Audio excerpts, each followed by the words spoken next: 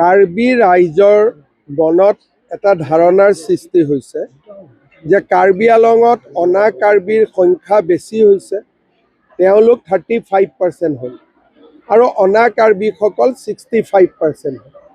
গতিকে তেওঁলোকে বিচাৰে যে মানুহক আমি তাৰ পৰা এভিকশ্যন কৰি পঠিয়াব লাগে। VGRত বহি আছে, PGRত বহি আছে, চৰকাৰী মাটিত বহি আছে।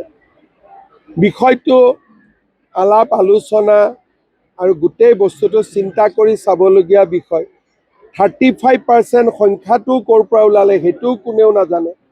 গতিকে এই গোটেই বিষয়টো মই আলোচনা কৰিম সকলোৰে লগত, আৰু আমি আলোচনা কৰি আমি সমাধানৰ ৰাস্তা বিচাৰিব লাগিব।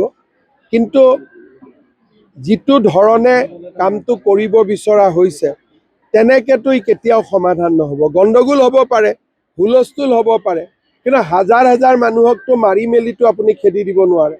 আমি অসমতে এতিয়া বাংলাদেশীসকলক বেয়া পাওঁ, এটা মাৰি ধৰিতো খেদি দিব নোৱাৰোঁ। সেইকাৰণে গণতান্ত্ৰিক দেশত গণতান্ত্ৰিক নিয়মেৰে কামবিলাক হ'ব লাগিব। মই বিষয়টো চাই আছোঁ, আশা কৰোঁ পৰিস্থিতি ভাল হ'ব।